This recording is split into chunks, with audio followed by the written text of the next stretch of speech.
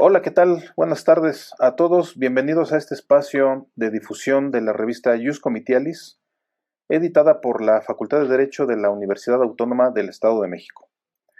Hoy vamos a continuar con esta serie de conversaciones que hemos sostenido con nuestros autores y en esta ocasión abordaremos la temática relacionada con la defensa de los derechos colectivos en México. Es por ello que hoy me complace tener como invitados a la maestra Stephanie Consuelo Sánchez Estrada, en primer término. Maestra, ¿qué tal? ¿Cómo está? Buenas tardes. Buenas tardes, doctor. Muchas gracias. Es un honor participar tanto en la revista como en esta conversación. Muchas No, hombre, gracias. al contrario, el honor es para mí. Y también tengo el gusto de tener para conversar aquí también con nosotros al doctor Gustavo Aguilera Izaguirre. Estimado doctor, ¿qué tal? ¿Cómo está? Buenas tardes. Bienvenido. Buenas tardes, doctor Joaquín Ordóñez. Gracias por la invitación, tanto para participar en la revista como para esta conversación. Y asimismo también saludo a la maestra Stephanie. No, hombre, al contrario, es un honor poder conversar con ustedes. Antes de empezar con algunas preguntas que ya tengo aquí preparadas respecto al artículo que fue publicado por parte de ustedes, me voy a permitir leer una breve semblanza curricular de los invitados que tenemos el día de hoy. Stephanie Consuelo Sánchez Estrada es licenciada en Derecho por la Universidad Autónoma del Estado de México, generación 2008-2013, y maestra en Derecho con área terminal en Justicia Constitucional por la misma universidad, generación 2015-2017. Fue oficial judicial en juzgados de distrito en materias de amparo y juicios federales del Estado de México, con residencia en Toluca, en los años 2010 a 2013. También auxiliar jurídico en despacho jurídico en materia fiscal y administrativa en el periodo 2015 a 2017 y desde el año 2008 es secretario auxiliar de la Defensoría de los Derechos Universitarios de la Universidad Autónoma del Estado de México. El doctor Gustavo Aguilera Izaguirre es licenciado en Derecho por la Universidad Autónoma de Tamaulipas, en donde cuenta con reconocimiento al alumno con mayor promedio de la generación 97-2002, así como mención honorífica en la presentación de examen profesional. Es especialista en estudios políticos y constitucionales por el Centro de Estudios Políticos y Constitucionales del Ministerio de la Presidencia en España. Obtuvo el grado de máster y doctor en Derecho por la Universidad de Salamanca, España, con calificación summa cum laude. Cuenta también con el diploma de Estudios Avanzados en Derecho Administrativo por la misma universidad. Es profesor de programas de licenciatura, maestría y doctorado en diferentes universidades del país. Ha sido coordinador de estudios avanzados de la Facultad de Derecho de la Universidad Autónoma del Estado de México. En el ámbito de la investigación, ha participado en proyectos académicos financiados por el Programa para el Desarrollo Profesional de la Secretaría de Educación Pública y de la Universidad Autónoma del Estado de México. Posee la distinción como investigador nacional del Sistema Nacional de Investigadores del Consejo Nacional de Ciencia y Tecnología, nivel 1, así como el reconocimiento de perfil deseable de la Secretaría de Educación Pública. También es integrante del Cuerpo Académico Justicia Penal y Buen Gobierno con reconocimiento en consolidación y actualmente es profesor e investigador de tiempo completo en la Facultad de Derecho de la Universidad Autónoma del Estado de México. Pero también debo mencionar, no puedo dejar de mencionar, desde luego que ambos son coautores del artículo titulado La defensa de los derechos colectivos en México, un análisis comparativo. Artículo que fue publicado en el fascículo número 5, correspondiente al semestre enero-junio del año 2020, de la revista Ius Comitiales. Y bueno, sin más preámbulo, me gustaría empezar con algunas preguntas que ya tengo aquí preparadas acerca del artículo que fue publicado. En primer término, me gustaría que, maestra Stephanie, me gustaría que nos comentara cuál es el momento histórico jurídico que da origen a los derechos colectivos, derechos que son muy, muy importantes, por supuesto. Claro, pues bueno, sería inevitable no poder hablar justamente de los derechos humanos para poder comprender qué son los derechos colectivos. Entonces, bueno, aquí me voy a referir justamente a los derechos colectivos y a las corrientes que han fundamentado justamente esta concepción que actualmente conocemos de derechos humanos. Y porque, bueno, obviamente actualmente la mayoría de nosotros juristas entendemos indistintamente a los derechos humanos. Sin embargo, pues es propicio dar pauta a entender estas corrientes que han de algún modo dado origen a los mismos. Entonces, bueno, por un lado tenemos la teoría justnaturalista, que obviamente esta teoría recoge esas exigencias éticas que se han dado respecto de cada una de las personas a fin de reconocer su dignidad humana, sin la cual pues obviamente su realización no se podría entender. Por otro lado, la corriente justpositivista reconoce solamente a los derechos humanos cuando estos se encuentran dentro de de una norma, de una constitución y pues dentro de instrumentos jurídicos internacionales. Y finalmente también es importante hablar de la teoría historicista, o como el tratadista Karel Basak la ha denominado teoría generacional de los derechos humanos. Y en este caso, más bien, para efectos del presente tema y de este artículo fue importante y es importante hablar de esta teoría porque, pues, este autor dice que los derechos humanos no son más que el resultado justamente de estos movimientos históricos y luchas que han, a los cuales obedece justamente este origen, ¿no?, de estos derechos humanos. Y él sustenta esta teoría justamente en los motivos que dieron lugar en su momento a la Revolución Francesa. Y esos motivos pues los encontramos desde la libertad, la igualdad, la fraternidad y la solidaridad, ¿no? Con lo cual podemos ver justamente, advertir y ver que si hablamos de la primera generación de los derechos humanos, que es la de los derechos civiles y políticos, pues en ese momento surgen estos por justamente esa lucha que se dio por la libertad. En la segunda generación tenemos a los derechos económicos, sociales y culturales, en los que pues se pugnaba en ese momento por una igualdad, y finalmente a la tercera generación de los derechos humanos, en donde ya se habla de una fraternidad, de solidaridad, y en la que pues encontramos a los derechos colectivos. Entonces vamos a hablar que de manera histórica podemos encontrar a los derechos colectivos sustentados en esta teoría. Ahora, también para efectos del presente artículo, pues es importante reconocer que a partir de la reforma del 2011 en materia de derechos humanos y que con la cual se amplía tanto el catálogo de derechos fundamentales, pues también se da una mayor protección a a estos derechos, y que inclusive no cambia la denominación de este primer capítulo de la Constitución, de que antes se denominaba de las garantías individuales, a uno nuevo que es de los derechos humanos y sus garantías.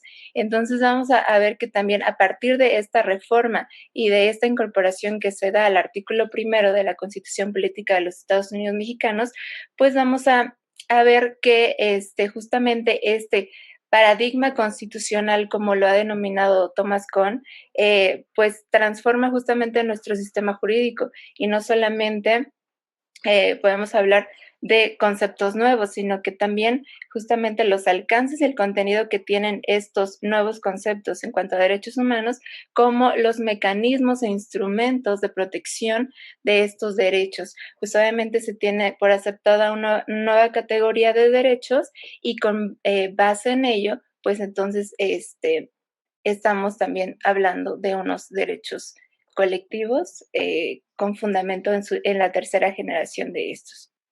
Y bueno, también en este sentido, al menos dentro de este artículo, nosotros tratamos de ver cuáles son esos mecanismos que al menos la Constitución establece para proteger estos derechos. Y vemos que por un lado son las acciones colectivas y por otro lado el interés legítimo en relación con el juicio de amparo para proteger. Pero pues vamos a ver justamente en el transcurso de esta plática si estos mecanismos son propicios para la defensa y tutela de estos derechos colectivos.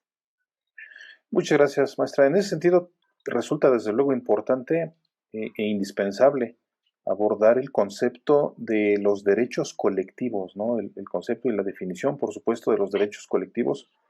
En este sentido, yo le preguntaría al doctor Gustavo, ¿qué son los derechos colectivos, doctor? Gracias, doctor Ordóñez.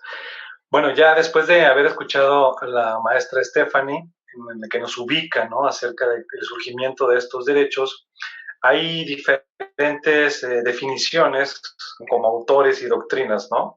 Pero hay una muy en especial que define a los derechos difusos o a los derechos colectivos, porque también son términos que, si bien es cierto, se han utilizado indistintamente, también es cierto que hay una distinción de la cual vamos a hablar ahorita. Pero podemos decir que los derechos colectivos son aquellos intereses de índole supraindividual que van más allá de la esfera particular de cada persona y desde luego lo que se busca es unificarse con el objeto de lograr el bien común.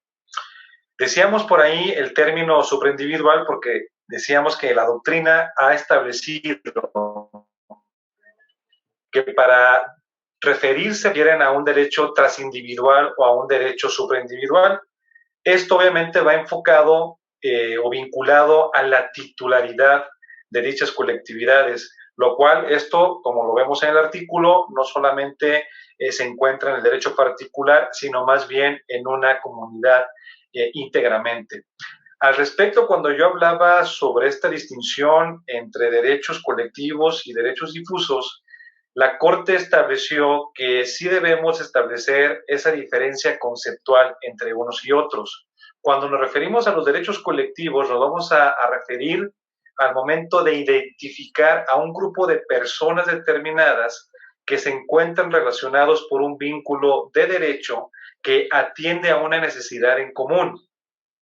En tanto que los intereses difusos son aquellos que pertenecen a un conjunto de personas determinadas o indeterminables, pero que se relacionan entre sí a través de un vínculo de hecho, cuya especial posición, ¿no?, los lleva a unirse o juntarse para solicitar la protección del derecho en común, ¿no? Entonces ya ahí la Corte nos establece más o menos la distinción que existe entre derechos difusos y los derechos colectivos. Y en este sentido, maestra Stephanie, ya hablando específicamente del sistema jurídico mexicano, ¿cuáles son o cuáles serían esos derechos colectivos que se contemplan o que se contienen en nuestro sistema jurídico en México? Sí, pues al respecto de este artículo nosotros identificábamos y compartíamos la idea del doctor Ariel Rojas Caballero, quien identifica dentro de esta categoría de derechos humanos al menos nueve derechos que pues tenemos desde el derecho a un medio ambiente, el derecho a la paz, el derecho al equilibrio ecológico, el derecho al desarrollo, el derecho a la libre autodeterminación de los pueblos, el derecho al patrimonio común de la humanidad, el derecho al respeto y a la conservación de la diversidad cultural, el derecho a la identidad nacional y cultural y el derecho a la cooperación internacional y regional. Entonces, estos también podemos encontrarlos a través de instrumentos jurídicos internacionales.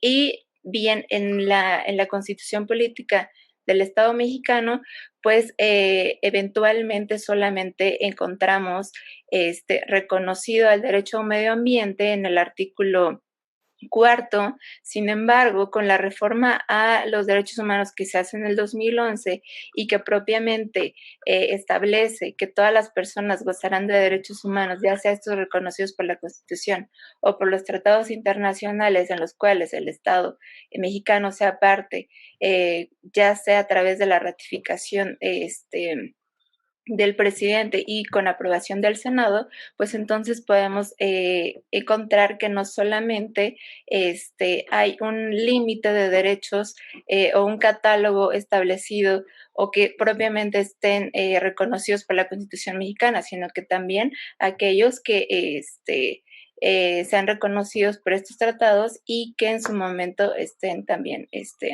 Estos tratados sean firmados por el Estado mexicano. Entonces, pero teóricamente, pues esos serían los derechos reconocidos propiamente como colectivos.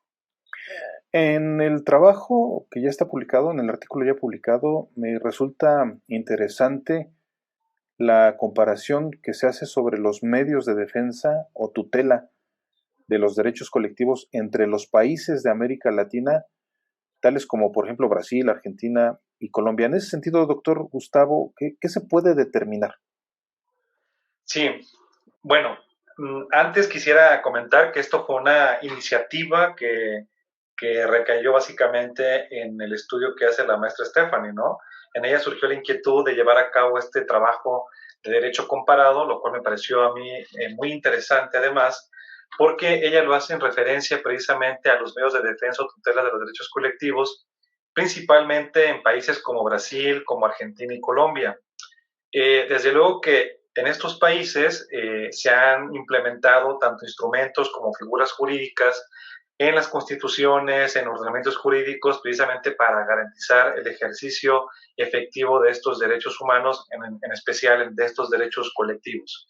Y decíamos que en referencia a esos países, porque son países que incluso anterior a tratados o documentos internacionales habían ya establecido este tipo de mecanismos. Por ejemplo, Brasil ya desde el año de 1985, ¿no?, destaca por la protección que ha brindado precisamente a estos derechos colectivos en algún tipo de legislación, principalmente de carácter civil. Luego también, por ejemplo, Argentina, en las últimas reformas en la Constitución que estableció, incluyó por ahí lo denominado como amparo colectivo, ¿no? Que también es otro de los instrumentos que ellos establecieron ahí en Argentina, siendo también esto novedoso en la mayor parte de las legislaciones latinoamericanas. Y por supuesto también el caso de Colombia, son quienes han establecido ahí otro tipo de mecanismos que sin duda alguna han resultado indispensables para ello. Esto más o menos fue por el año de 1991. Entonces, podemos observar ahí que estos países en estos años han establecido instrumentos o herramientas para la protección y garantía de estos derechos.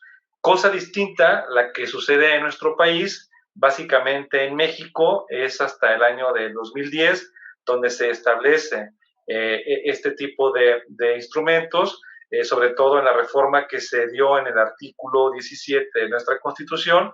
Posterior también a ello, la incorporación del denominado interés legítimo individual o colectivo en el artículo 107 de la Constitución, que se da en el año de 2011 con esa reforma. Es decir, podemos ver nosotros aquí que estos son elementos importantes. Si bien es cierto, esto tiene que ser acorde al contexto que se vive en cada estado y acorde al ordenamiento jurídico que existe en ellos, pero que han servido de bases para implementar en nuestro país este tipo de mecanismos. Y en ese sentido, ¿cuáles serían los retos entonces del Estado mexicano en cuanto a la defensa de los derechos colectivos, maestra Stephanie?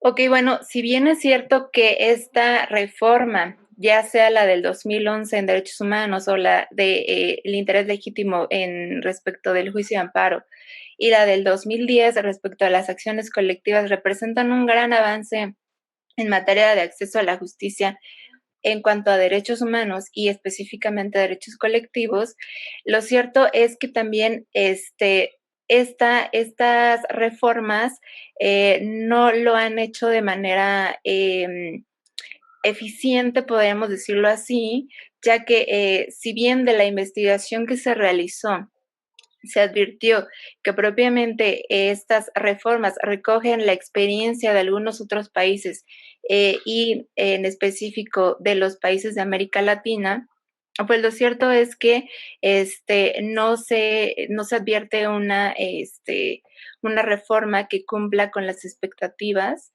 que en algún momento dado, pues también se pensaba que pudieran realizarse con respecto a la reforma del 2011. Entonces, y esto, bueno, también implica, por un lado, que México, al ser como el último país en América Latina que ha dado pauta a abrir este acceso, perdón, a brindar una mayor protección de derechos, pues lo cierto es que también se ha tardado en hacerlo. Entonces, pues vemos justamente al analizar estos países, que en estos países existen acciones colectivas y en otros el amparo colectivo, y en relación a ello, entonces vemos que en el Estado mexicano ya también tenemos estas figuras. Sin embargo, pues no existe con precisión, los conceptos no se han establecido de manera precisa, ¿no? Por ejemplo, en relación con las acciones colectivas, y en el juicio de amparo no se define como tal justamente esa diferencia que comentaba el doctor Gustavo de derechos e intereses, ¿no? Se restringe la tutela de los derechos a una serie de condiciones y requisitos que se deben de cumplir para que estas figuras procedan, o como tal no se establecen los principios que regulan a los procedimientos colectivos, y esto pues deja a criterio de la interpretación de las autoridades jurisdiccionales la determinación y la procedencia de estos medios de acceso, y pues también se limita a ciertas autoridades la competencia y el conocimiento de estas figuras. Entonces, con lo cual podemos advertir que si bien es cierto, hay un avance, pues todavía falta mucho, porque hasta cierto punto todavía estas normas son muy complejas y no definen propiamente una figura para poder acceder a estos derechos en caso de alguna vulneración. Entonces, pues esto también de algún modo contribuye a un retraso del acceso a la justiciabilidad de tales derechos. Y en este aspecto, pues se comparte una opinión del magistrado Mauricio Barajas, que dice que esto, pues ciertamente también impide este derecho humano una tutela efectiva de los derechos humanos de ejercicio colectivo, ¿no? Porque pues al obviamente encontrarse estas ambigüedades en la legislación, pues no se cumple con los objetivos de facilitar un acceso efectivo a la justicia previstos, pues primero en el artículo 17 constitucional, y segundo en los artículos 8 y 25 de la Convención Americana de los Derechos Humanos. Y entonces, bueno, al final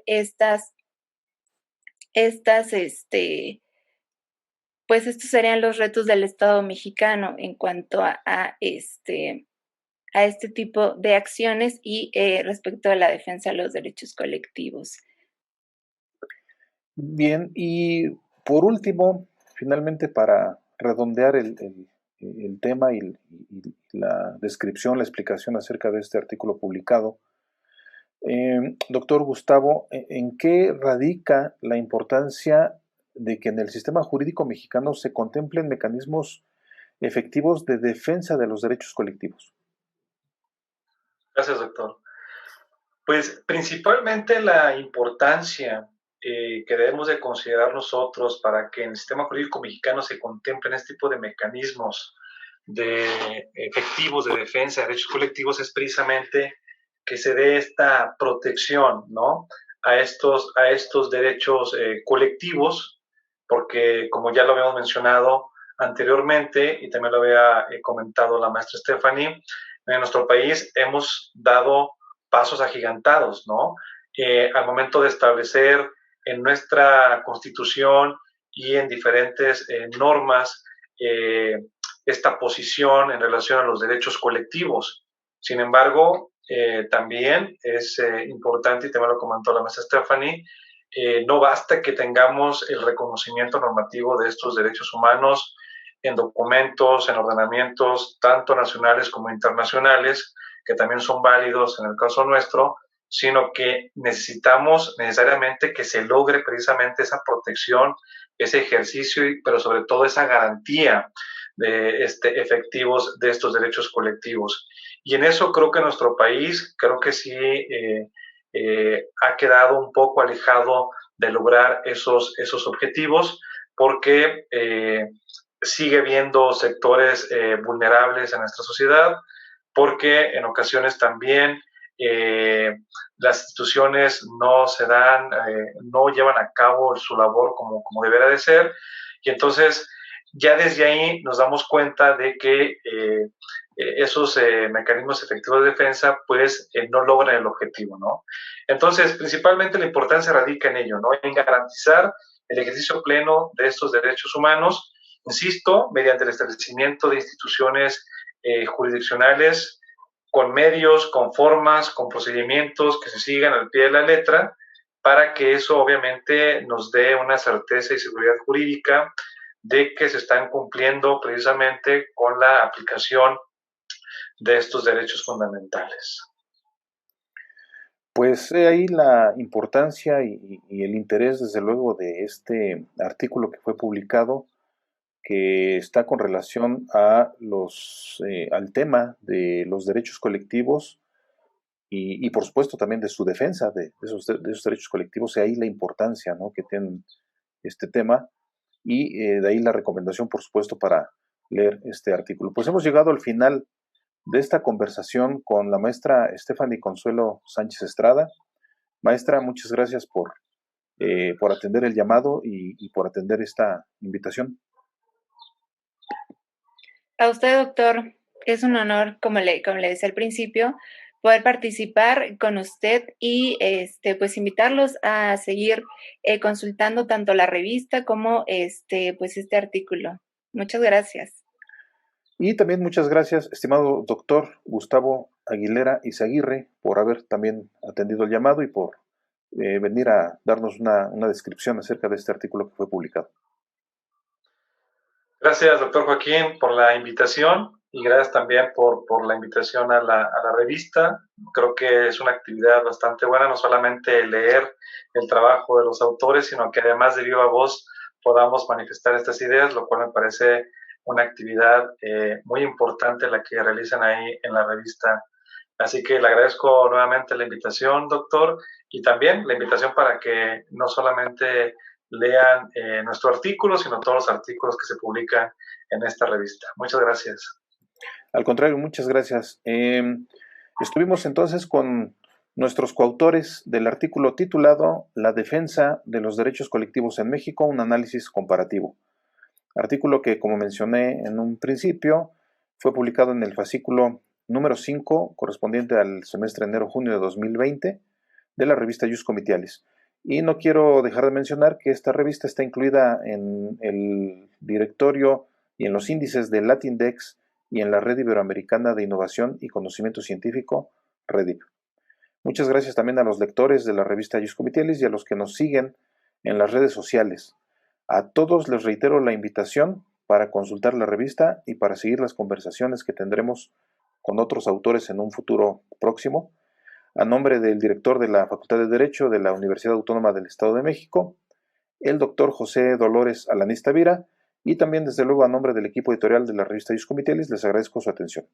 Muchas gracias, buenas tardes.